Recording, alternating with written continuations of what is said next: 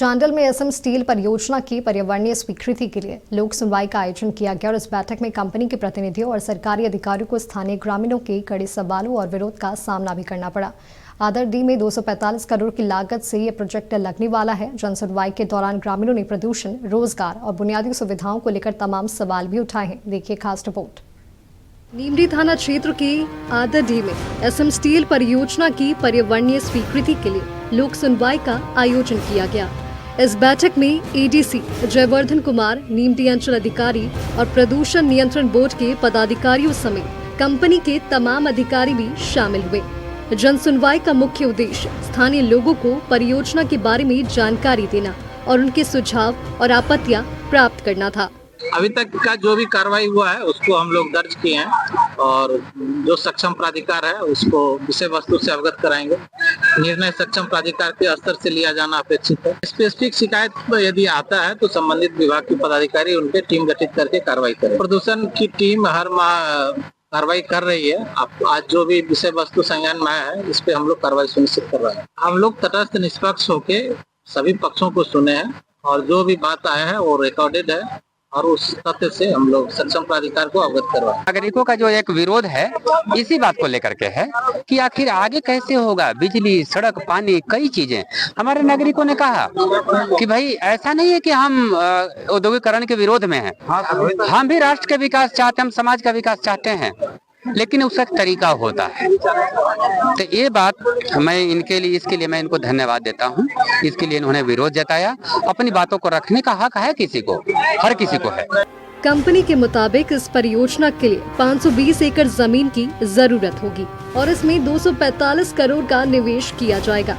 वहीं इससे क्षेत्र में 500 प्रत्यक्ष और 900 अप्रत्यक्ष रोजगार के अवसर पैदा होंगे। कंपनी प्रबंधन ने सभी तरह की आवश्यक सुविधाओं के मामले में सहयोग देने पर सहमति जताई और रोजगार के अवसर उपलब्ध कराने का भी आश्वासन दिया है। कंपनी पूर्ण तरह से उनके क्वेश्चन से सहमत है और उनके अनुसार ही कार्य करेगी। कंपनी ने इस तरह के किसी तरह का अधिग्रहण नहीं किया है।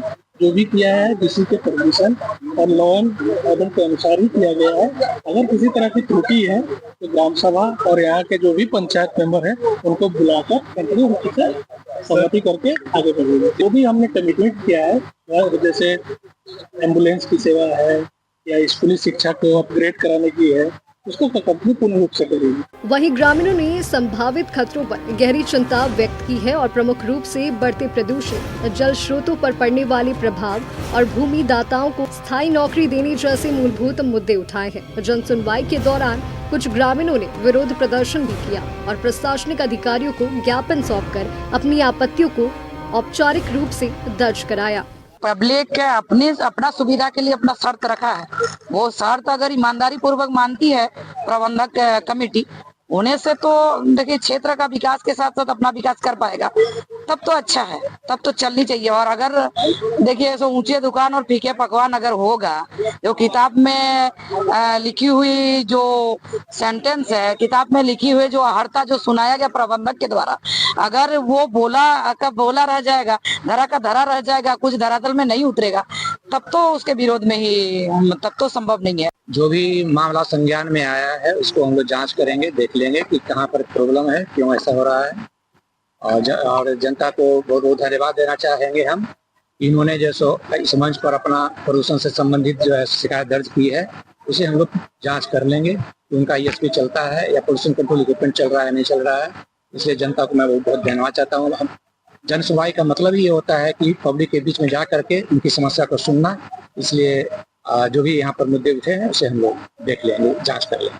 प्रशासनिक अधिकारियों ने सभी पक्षों की बातों को सुना और सुझावों तथा शिकायतों को दर्ज किया। कंपनी प्रबंधन द्वारा सहमति जताए जाने के बावजूद स्थानीय प्रशासन सभी पहलुओं पर विचार करने के बाद ही परियोजना की पर्यावरणीय स्वीकृति पर अंतिम निर्णय लेगा।